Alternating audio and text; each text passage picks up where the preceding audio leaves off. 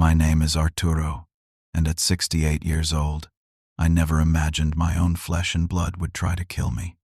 That cold evening when Jackson pushed me into the river, I saw a stranger in my son's eyes.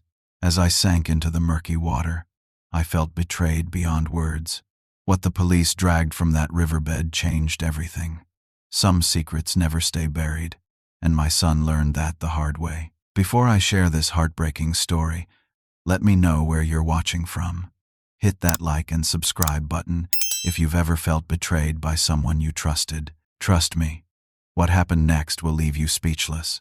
I spent most of my life as a structural engineer, retiring just 8 years ago after 4 decades of designing bridges and buildings across 3 states. My hands still have the calluses from years of drafting and site visits, despite retirement softening them somewhat. I was always more comfortable on construction sites than in boardrooms, wearing a hard hat instead of attending fancy lunches. That practical approach served me well throughout my career and helped me build a substantial nest egg for my family. Grace, my wife of 43 years, passed away from ovarian cancer 5 years ago. She fought bravely for 18 months, but the disease was already stage 4 when they found it. We met in college when she was studying literature and I was in engineering. Complete opposites, people said, but we balanced each other perfectly. Grace was the dreamer, the one who filled our home with books and art, while I made sure the roof didn't leak and the foundation stayed solid. Her absence left a void nothing could fill, though I tried to stay strong for our son. Jackson, my only child, is 41 now. When he was born, I held him in my arms and promised to give him everything I never had growing up. As the son of Polish immigrants who worked in factories their whole lives, I wanted Jackson to have opportunities and security. I can still remember teaching him to ride his first bike down our long driveway, his little face determined not to fall as I gradually let go of the seat. Some of my fondest memories are our fishing trips on the very river behind our house. Starting when he was just 6, we'd spend Saturday mornings catching bass and catfish. I taught him how to bait a hook, cast a line, and most importantly, the patience needed to wait for the fish to bite. Life is like fishing, Jackson, I'd tell him. Sometimes you have to sit quietly and wait for the good things to come. Those mornings on the dock, watching the sun rise over the water while my son concentrated on his bobber, were perfect moments I thought would connect us forever. Throughout my working years, I saved diligently, invested wisely, and built up what I considered a respectable fortune. Nothing extravagant, mind you, but enough to live comfortably and leave something substantial for Jackson and any grandchildren.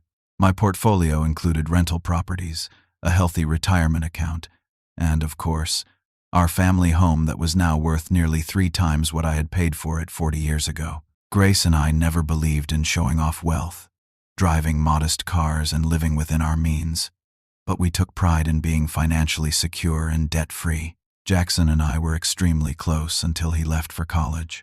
I remember helping him pack the car, giving him advice about studying hard but also enjoying the experience. We called each other weekly, and he came home for all the holidays. Even after graduation, when he started his marketing career in the city 50 miles away, he'd visit at least twice a month. Our relationship remained solid as he established himself professionally, occasionally asking for advice but mostly making good decisions on his own. The house where all these memories were created sits on 3 acres overlooking the river. It's a 2-story colonial with 4 bedrooms that Grace and I purchased when it was just a simple structure on a nice lot. Over 4 decades, I expanded it, added a wraparound porch, built the dock, and planted dozens of trees that are now tall and strong. Every corner of this property holds memories, from the tire swing where Jackson played, to the garden shed where Grace grew her prize, winning tomatoes. The master bedroom has a balcony facing the water, where I still have coffee every morning, watching the river flow just as it has my entire life here. My greatest dream was always to pass this place on to Jackson and his family, imagining future generations of children running across the lawn and fishing from the dock. I pictured myself as a gray-haired grandfather teaching my grandchildren all the things I had once taught their father. The house, the land, the investments, even my old collection of vintage tools in the garage. All of it was meant to be a legacy for my family, something that would give them security and remind them of where they came from long after I was gone. "This will all be yours someday," I told Jackson countless times as he grew up. "Not just the property, but everything I've built and saved. Take care of it, and it will take care of you and your children." He always nodded seriously, seeming to understand the responsibility that would eventually be his. At least, that's what I believed for most of my life. Everything began to change after Jackson married Natalie 3 years ago. They met at his marketing firm where she worked in client relations. She was beautiful, articulate, and ambitious, 15 years younger than my son. When Jackson first introduced us, she charmed me with questions about my engineering career and the house. She called me Pops right from the start, which felt oddly presumptuous, but I didn't say anything. I wanted to support my son's choice, especially after watching him date casually for years without settling down. Behind Natalie's polished exterior and sweet smile, something about her made me uneasy. It was nothing I could pinpoint exactly, just small moments when her expression would shift if she thought no one was watching, or the way her attention focused intently whenever financial matters came up in conversation. Grace would have picked up on it immediately. My wife had an uncanny ability to read people, but without her I second-guessed my own instincts. Within 6 months of their wedding, Natalie started making comments about our property. "This place is so big for just one person, Pops. Have you thought about downsizing?" Or, "Waterfront property in this area is selling for a fortune right now. You could make a killing if you sold." At first, these seemed like casual observations, but they came up with increasing frequency during their visits. Jackson, who had once loved this house, began nodding along with her suggestions. The one bright spot in this new family dynamic was my granddaughter, Emma. Jackson had joint custody of his 12-year-old daughter from a brief marriage in his 20s. Emma was thoughtful and kind, with her grandmother's love of books and her father's dimpled smile. From the moment she first visited me after Grace passed away, we formed a special bond. She loved hearing stories about her father's childhood and looking through old photo albums. "Grandpa, can we go fishing this weekend?" she'd ask, and those simple requests warmed my heart. As months passed, Jackson's visits grew less frequent and shorter in duration. Sunday dinners that once lasted hours dwindled to quick lunches before they had another engagement to attend. Phone calls that used to happen several times a week became brief check-ins that felt like obligations. When I called him, he was often too busy to talk long, promising to call back later but rarely doing so. One afternoon, while looking for my passport to renew it, I discovered that several documents were missing from my home safe. The deed to one of my rental properties, some stock certificates, and an insurance policy were all gone. When I mentioned this to Jackson during his next visit, he looked uncomfortable before saying, "Oh, I borrowed those to make copies for our files. Estate planning, you know. I'll bring them back next time." 3 visits later, the documents still hadn't reappeared, and when I brought it up again, Natalie quickly changed the subject. I began noticing other concerning behaviors. When I entered rooms where Jackson and Natalie were talking, they would immediately stop their conversation or abruptly change topics. Once I overheard Natalie saying, "But we need to move faster," before Jackson shushed her upon seeing me approach. They exchanged glances when they thought I wasn't looking, and Natalie would often steer conversations toward my health or whether the house was becoming too much to manage. These incidents troubled me enough that I started keeping a journal, recording dates, conversations, and my observations. It was something Grace had always done, keeping daily diaries her entire adult life. "Memory is fickle," she used to say. "Write things down while they're fresh." I was grateful for that advice now, as I documented each unsettling interaction and missing item. My own health wasn't what it used to be, which I had to admit to myself. At 68, I took medication for high blood pressure and cholesterol. Some mornings I woke up with joint pain that made the stairs challenging, and occasionally I forgot to take my evening pills unless I set an alarm on my phone. Nothing serious, just the normal process of aging. But I noticed how Natalie would amplify any mention of these minor issues. "Jackson, Your dad forgot to take his medicine again. That's the third time this month, she'd say, making it sound far more concerning than it was. These changes happened so gradually that I almost didn't notice how different things had become until I looked at old photos from just a few years earlier. There we were, Jackson and I standing proudly on the dock with fishing poles, both smiling genuinely at the camera. When had that easy companionship disappeared? When had my son started looking at me as a problem to be managed rather than a father to be respected? The questions kept me awake at night as I listened to the river flow outside my window. One Tuesday afternoon in April, Jackson and Natalie showed up unannounced at my door. This was unusual, since they typically called before visiting. Jackson carried a folder of papers and looked uncomfortable, avoiding direct eye contact as I welcomed them in. "Dad, we need to talk about some important matters," Jackson said after declining my offer of coffee. Natalie sat close beside him on the sofa, her hand resting on his arm in what seemed like a gesture of support but felt more like guidance. They had brought paperwork for me to sign, documents that Jackson presented as simple updates to streamline things. As I read through them, I realized they were forms to grant Jackson power of attorney, healthcare proxy rights, and documents related to transferring property titles. When I questioned why these changes were necessary, Natalie jumped in. "It's really just for convenience, Pops. You know, in case anything happens, Jackson needs to be able to handle things immediately without legal hurdles." Her tone was sweet, but her eyes remained fixed on the papers rather than meeting mine. I told them I needed time to review everything with my own attorney before signing. The temperature in the room seemed to drop 10 degrees. Jackson's face tightened while Natalie's smile remained frozen in place. During that same visit, they brought up Sunny Pines, an assisted living facility about 20 miles away. "We toured it last week, Dad. It's really nice, with activities and people your age. And the best part is you wouldn't have any maintenance worries," Jackson explained, as if he'd discovered something wonderful rather than suggesting I abandon my home. "I'm not interested in moving to any facility. I'm perfectly capable of living in my own home," I responded firmly. "But Dad, this place is too big. The maintenance is too much. And what if you fall on those stairs? No one would be here to help," Jackson countered, his voice rising slightly. "You need to be practical about this." After they left, I sat on the porch watching the river and replaying the conversation. Something felt very wrong. It was as if they had already made decisions about my life without my input. Later that evening, I went to the kitchen for a glass of water and heard voices outside. Looking through the window, I saw Jackson and Natalie standing near their car, engaged in intense conversation. "He's being stubborn. We need to move faster before he catches on," Natalie said. "The market is hot right now, and that waterfront property would sell in a week." "I know, but we can't force him," Jackson replied, running a hand through his hair in frustration.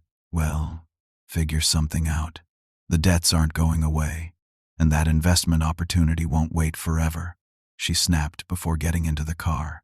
The next morning, I called my bank to check on some recent transactions and discovered something alarming.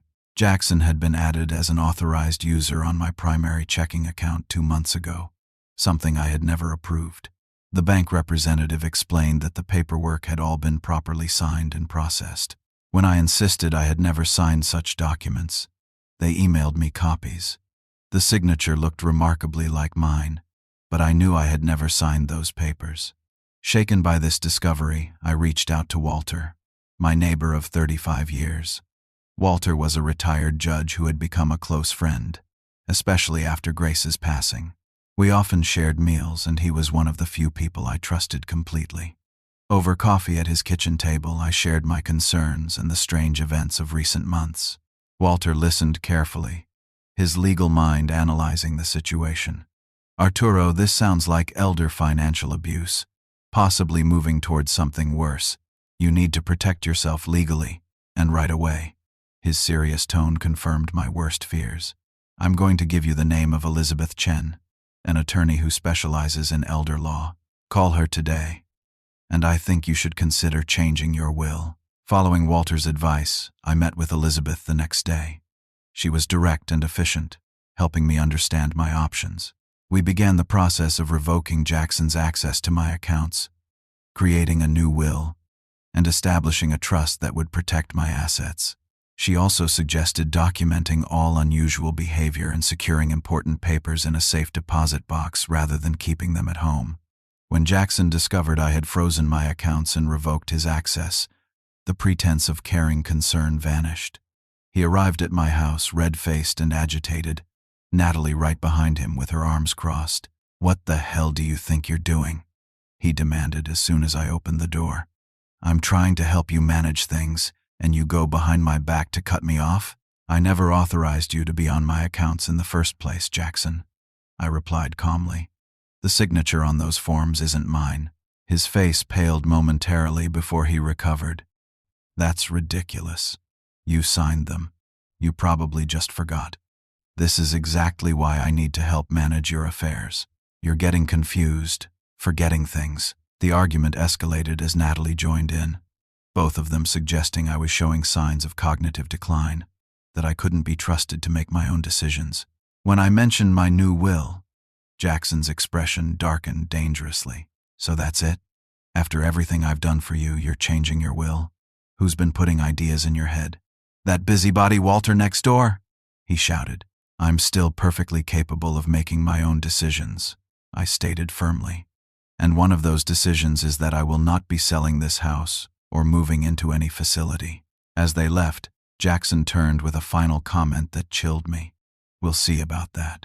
There are ways to declare someone incompetent, you know." That night, for the first time in my life, I locked all the doors and windows, something I'd never felt the need to do in 40 years of living here. I no longer felt safe in my own home, wondering if my son would really try to have me declared incompetent just to get his hands on my property and savings.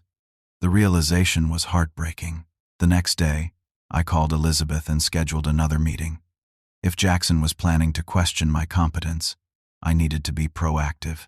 We arranged for a complete medical and psychological evaluation to document my mental fitness, updated all my legal documents, and set up a system where Walter would check on me daily.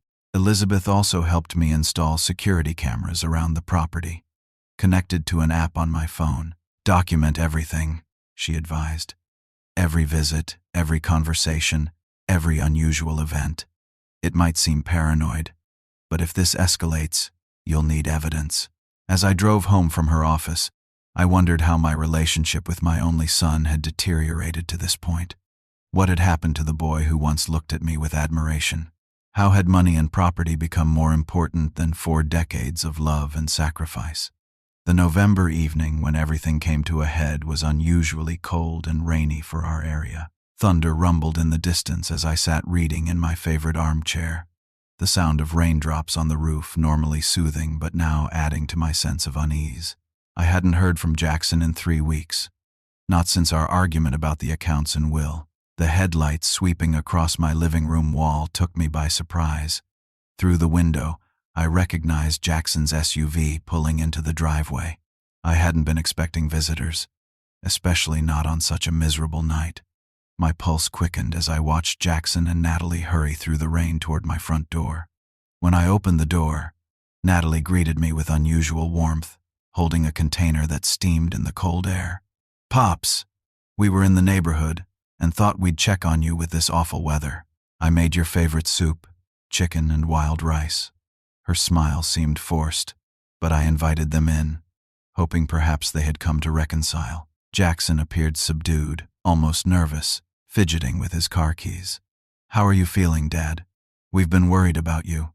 There was a strange tension in his voice I couldn't quite place. In the kitchen, Natalie busied herself warming the soup and setting out bowls while maintaining a stream of cheerful chatter about Emma's school activities and neighborhood gossip. Jackson paced slightly, checking his watch more than once.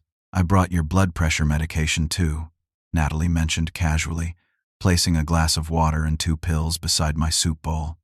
"You mentioned last time that you were running low." I didn't remember telling her that, and I had just refilled my prescription the previous week, but I took the pills without comment. The soup was good, rich and flavorful, though I noticed neither Jackson nor Natalie ate much of theirs. Halfway through the meal, I began feeling oddly lightheaded. The room seemed slightly tilted, and concentrating on the conversation became increasingly difficult. I had taken my regular medication earlier that evening, and something about this sudden wooziness felt wrong. "Are you all right, Dad? You look a little pale," Jackson observed, exchanging a quick glance with Natalie. "Just a bit tired," I managed to reply, though my tongue felt unusually heavy. "Maybe the weather." Jackson stood suddenly. "How about some fresh air? The rain's letting up. A short walk might do you good." Under normal circumstances, I would have declined a walk in such weather, but my thinking was fuzzy, my judgment impaired. Before I knew it, Jackson was helping me into my coat and guiding me toward the back door that led to the river. "Let's go down to the dock," he suggested, his arm supporting me as we made our way down the slippery path. "Just like old times, right? Remember how we used to fish here?" The air was damp and cold, clearing my head slightly as we reached the small wooden dock extending into the dark water. The rain had indeed stopped, but the river ran high and fast from the recent downpour, swollen and angry in the darkness. Jackson led me to the edge of the dock, where we stood looking out at the churning water. For a brief moment, I felt a flash of nostalgia, remembering countless mornings here with my son. Then he began speaking in a tight, controlled voice. "Dad, Natalie and I are in serious financial trouble. My business investments failed. We have creditors calling daily, and we might lose our house." His words came faster now. "We need money, a lot of it, quickly. The only solution is to sell this place. I'm sorry about your troubles, son, but this is my home." "I've already told you I won't sell it," I replied, my speech slightly slurred from whatever was affecting me. "You don't understand. We don't have options anymore," he continued, his voice hardening. "The real estate agent says we could get $2 million for this property with the waterfront access and acreage." I turned to face him, steadying myself against a post. "Jackson, I've worked all my life for what I have. I'm not selling my home to cover your bad investments, and I know about the changes to my will you tried to arrange."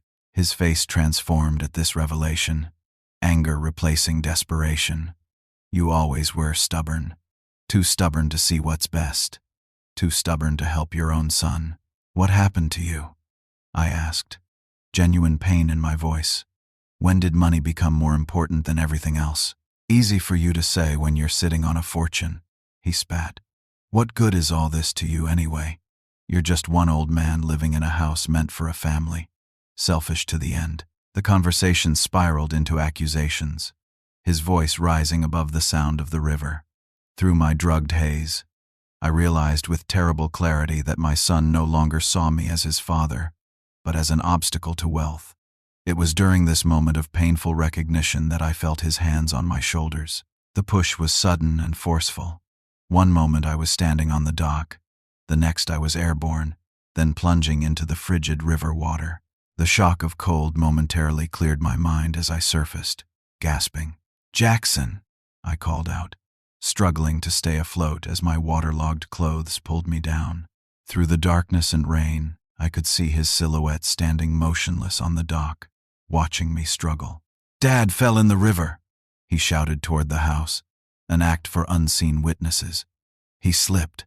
I can't reach him." In that moment, looking up at my son's outline against the night sky, I understood with devastating clarity. My own child had just tried to murder me. The cold water seemed to seep into my soul as I fought against the current, my strength rapidly failing. The river pulled me downstream away from the dock, my limbs growing heavier by the second.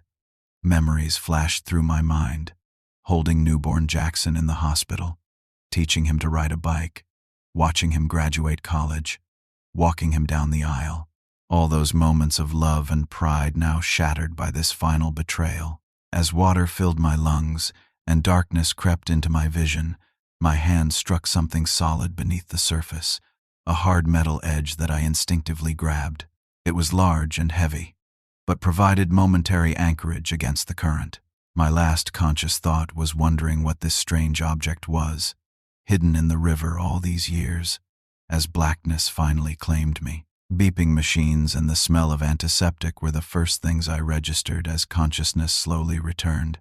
My throat felt raw, my chest ached with every breath, and confusion clouded my thoughts as I struggled to open my eyes against harsh fluorescent lighting. A tube ran from my mouth, and various monitors surrounded the hospital bed where I lay. "He's waking up," a woman's voice said from somewhere to my right.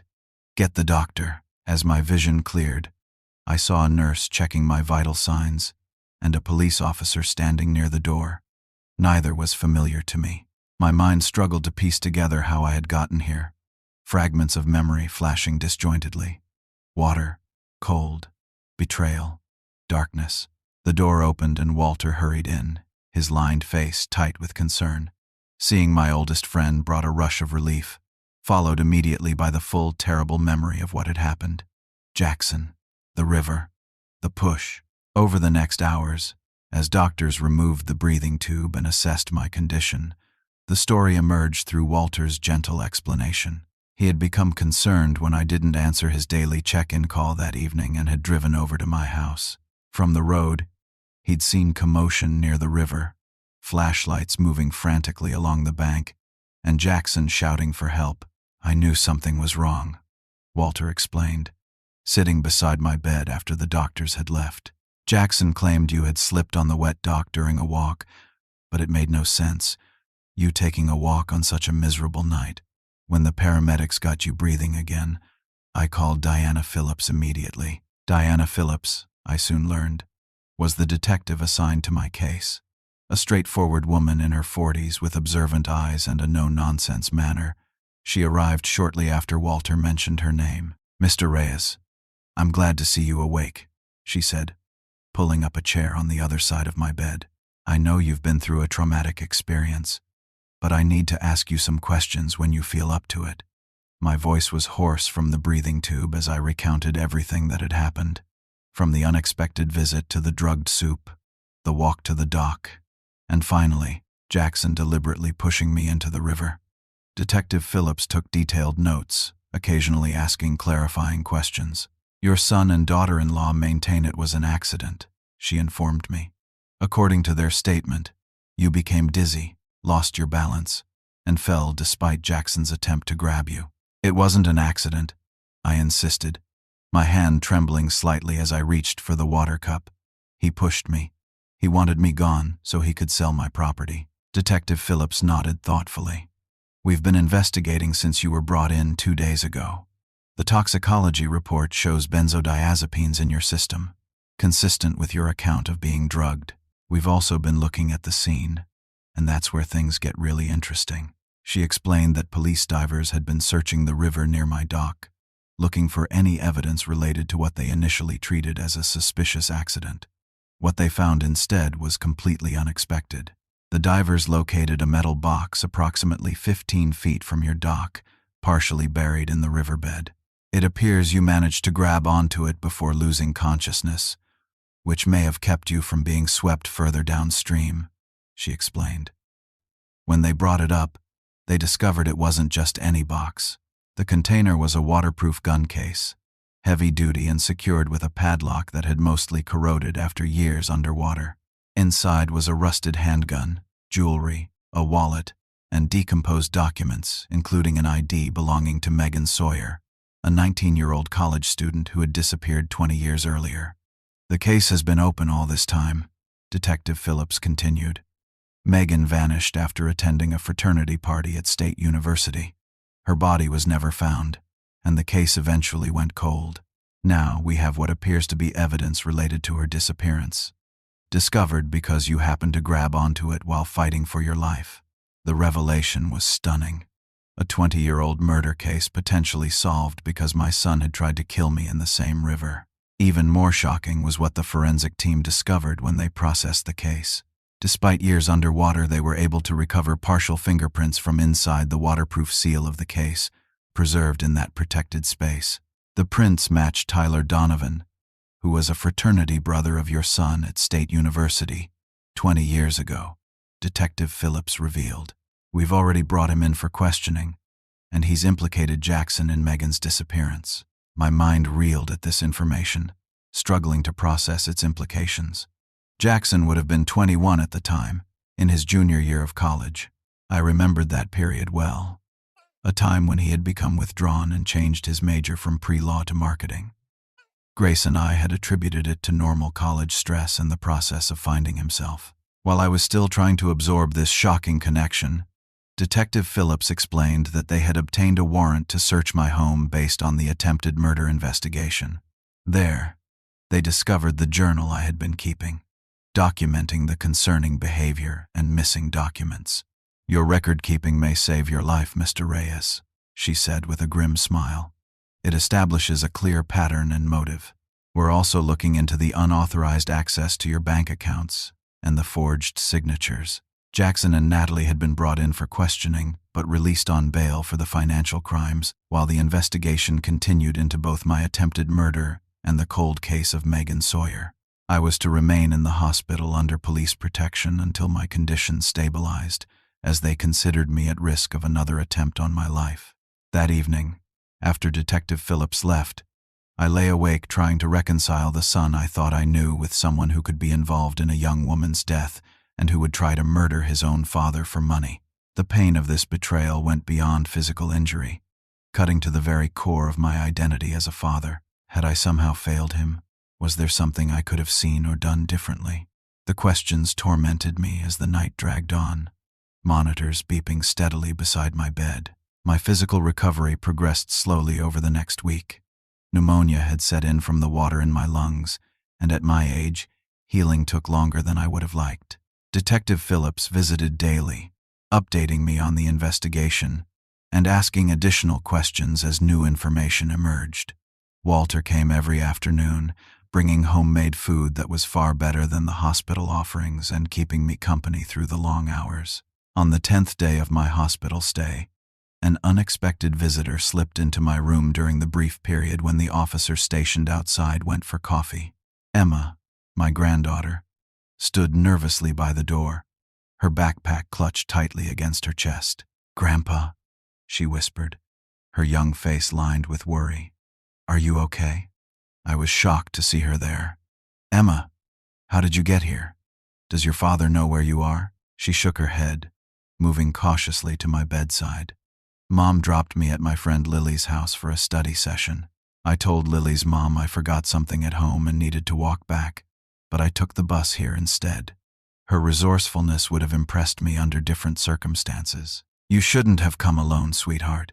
It's not safe, and you'll get in trouble," I said, concerned about her deception but deeply touched by her visit.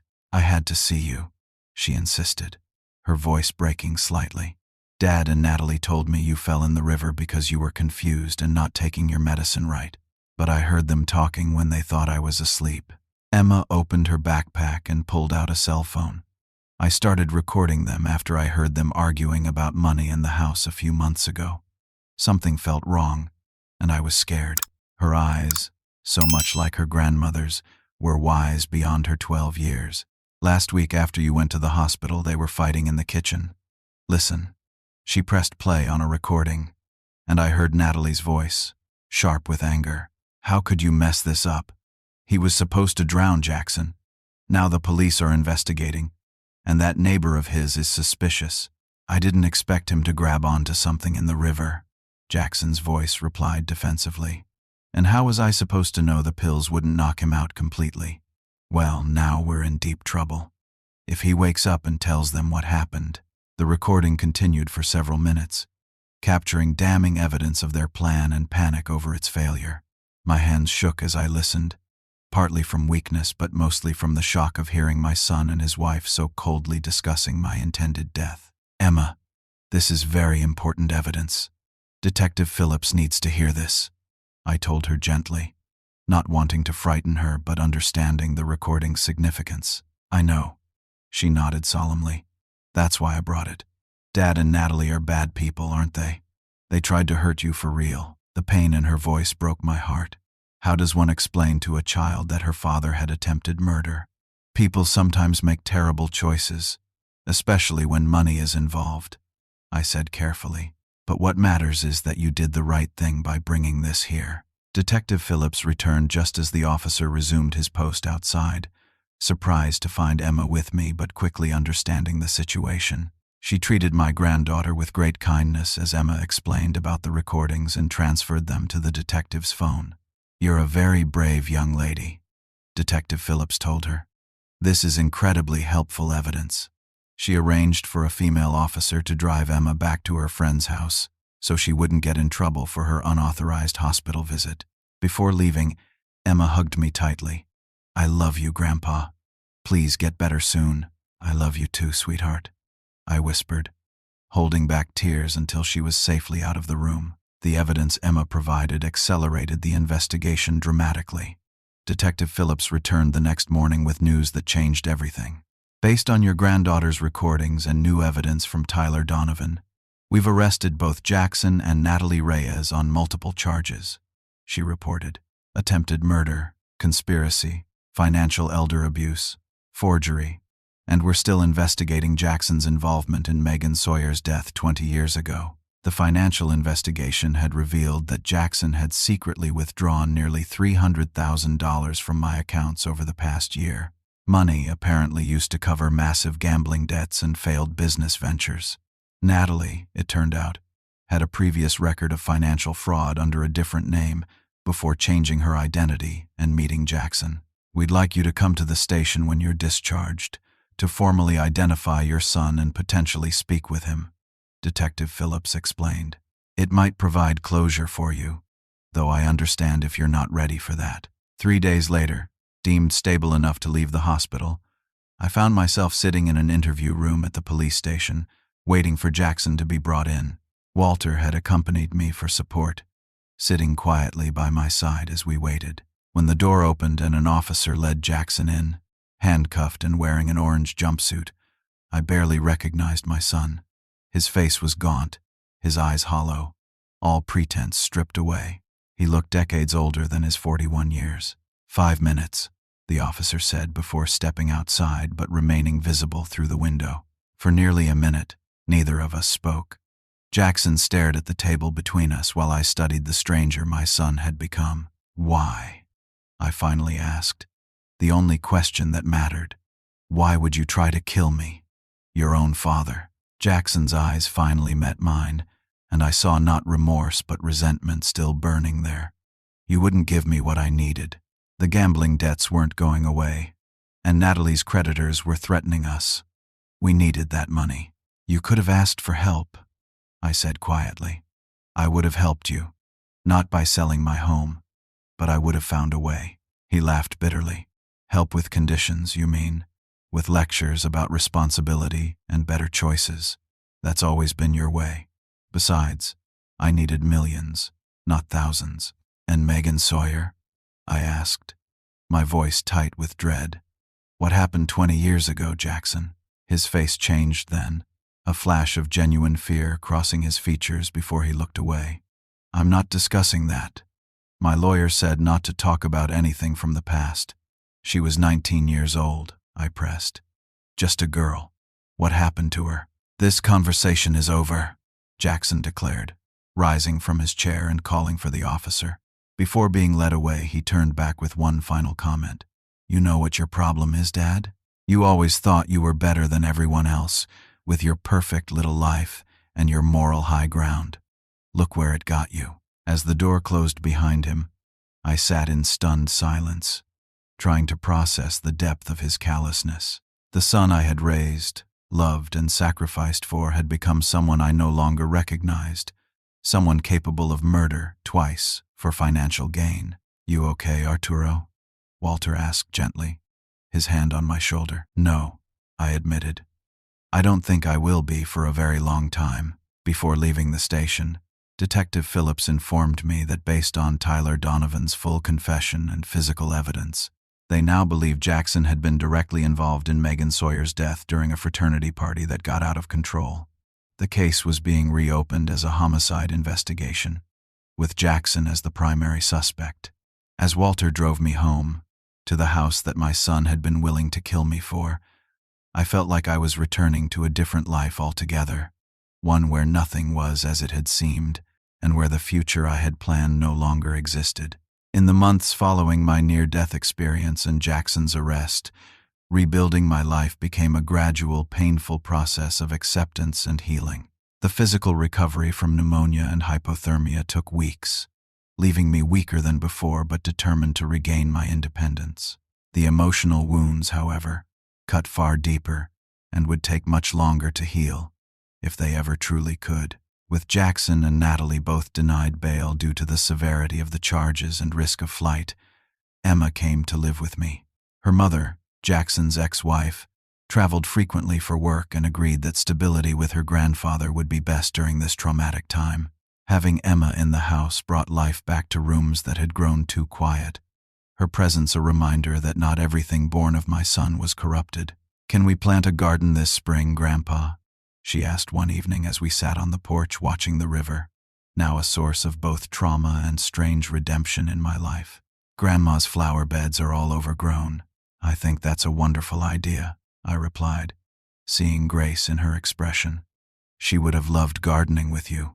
Walter became an even more constant presence in our lives, often joining us for dinner and helping Emma with her history homework. Other neighbors who had kept a respectful distance after Grace's passing now stopped by regularly, bringing food, offering to mow the lawn, or simply sitting with me when the weight of betrayal felt too heavy to bear alone. "You've got more family than you realized," Walter observed one evening as we watched Emma playing with the neighbor's dog in the yard. "Not by blood, but by choice." Elizabeth, my attorney, worked tirelessly to untangle the financial mess Jackson had created, recovering what funds she could and securing the remainder of my assets in a protected trust with Emma as beneficiary.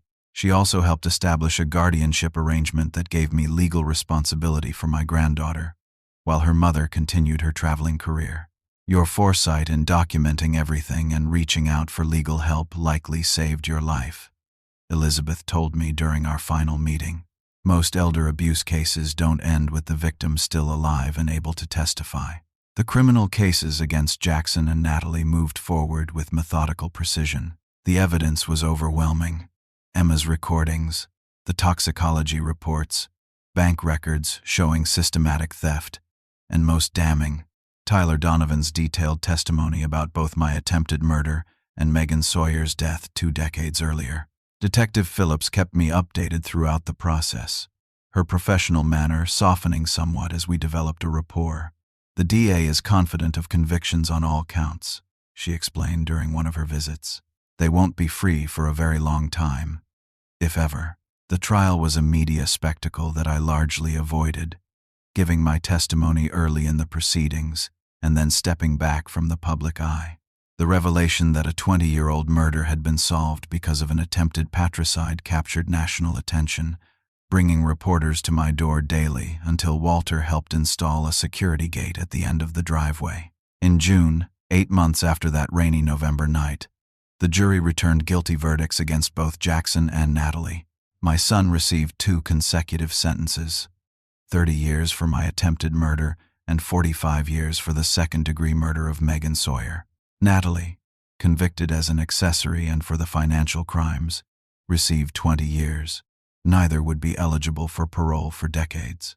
I attended the sentencing hearing, sitting quietly in the back of the courtroom with Walter beside me for support. Jackson never turned to look at me, but as they led him away in handcuffs, I caught a glimpse of his profile and saw, just for a moment, the little boy who had once held my hand while learning to fish. The grief of that recognition stayed with me for many sleepless nights afterward. Summer turned to fall, and with Emma's help, I began finding small moments of joy again. We restored Grace's gardens, built a new bookshelf for Emma's growing collection, and even cautiously returned to fishing, though from the shore rather than the dock where my son had tried to end my life. One particularly significant step in my healing journey came when I established the Senior Protection Alliance, a foundation dedicated to preventing elder abuse and providing resources for victims. Using a portion of the funds recovered from Jackson's thefts, I created an organization that offered legal assistance, safe housing, and advocacy for older adults facing exploitation or abuse from family members. If something positive can come from this nightmare, I explained to the small group gathered for the Foundation's launch. Then perhaps it gives some meaning to an otherwise senseless betrayal. The Foundation work introduced me to others who had survived similar experiences. Their stories both heartbreaking and inspiring. Margaret, whose daughter had systematically isolated her to gain control of her pension. Richard, whose nephew had forged checks and stolen family heirlooms. Helen, whose son had kept her virtually prisoner in her own home while depleting her savings. "You're not alone in this," I told each of them. Words I had needed to hear myself in those darkest days. And what happened is not your fault. Working with these survivors helped me process my own trauma, transforming passive victimhood into active advocacy. Detective Phillips became a valuable ally, often referring new cases to our foundation and speaking at awareness events. A year to the day after the incident, I stood on the riverbank at sunset, Emma's hand in mine, as we released flowers into the current in memory of Megan Sawyer and all those who had suffered at the hands of those who should have protected them. "Do you think Dad ever loved us?" Emma asked suddenly, her young voice carrying the weight of adult questions. "Or was it always just about money?" I considered her question carefully, wanting to be honest without destroying her completely. "I believe he did love us. In his way," I finally answered. "But somewhere along the way, he lost sight of what truly matters. Love became less important to him than possessions and status." "I'm glad I live with you now," she said simply, leaning against my side as we watched the flowers drift downstream. Life settled into new patterns as time passed. Emma thrived in school, making friends and joining the science club. Walter and I became even closer friends, sharing Sunday dinners and long conversations about books and politics. The house that Jackson had coveted so desperately became a gathering place for neighbors, Foundation volunteers, and others who had become our chosen family. Occasionally, letters arrived from Jackson in prison. The first few I left unopened, unable to face whatever justifications or accusations they might contain. Eventually, with my therapist's encouragement, I began reading them, finding in their pages the slow, painful evolution of a man forced to confront the consequences of his choices. "I don't expect forgiveness," one letter read. "I'm not sure I deserve it, but I want you to know that I think about what I did every day, and I'm trying to understand how I became this person." Whether these reflections represented genuine remorse or simply prison-induced soul-searching, I couldn't say with certainty. The journey to forgiveness would be long, if possible at all. But reading his words gave me a strange kind of closure, a window into the broken thinking that had led to such betrayal. Today, as I sit on my porch watching Emma help Walter plant new trees along the riverbank, I reflect on the lessons of these past 2 years. I've learned that family is not defined by blood alone, but by love and respect freely given. I've learned that trust, once broken, may never fully heal, but that doesn't mean we stop trusting altogether, just that we trust more wisely. Most importantly, I've learned that even in our darkest moments, when betrayal cuts deepest and loss seems overwhelming, there remains the possibility of rebuilding, of finding purpose in pain. The river flows on, as it always has and always will. Sometimes it brings tragedy, washing away what we thought was permanent, but it also brings renewal, carrying away the debris of the past and creating space for something new to grow. My son tried to use this river to end my life, never expecting that it would instead reveal long-buried secrets and ultimately offer a different kind of salvation. If you're facing betrayal from someone you love, remember that their actions reflect their character, not your worth. Build your community of support, document everything, and never be afraid to ask for help. The path forward exists, even when you can't yet see it through your tears. I'd like to know if any of you have experienced betrayal from family members and how you found the strength to move forward. Please share your stories in the comments below. If this account of my journey has helped you feel less alone, please hit the like button and subscribe to hear more stories of survival and resilience. And if you know someone who might benefit from hearing this, share it with them. Together, we can bring these difficult topics into the light and perhaps save others from similar pain. Thank you for listening to an old man's story, and remember, it's never too late to begin again.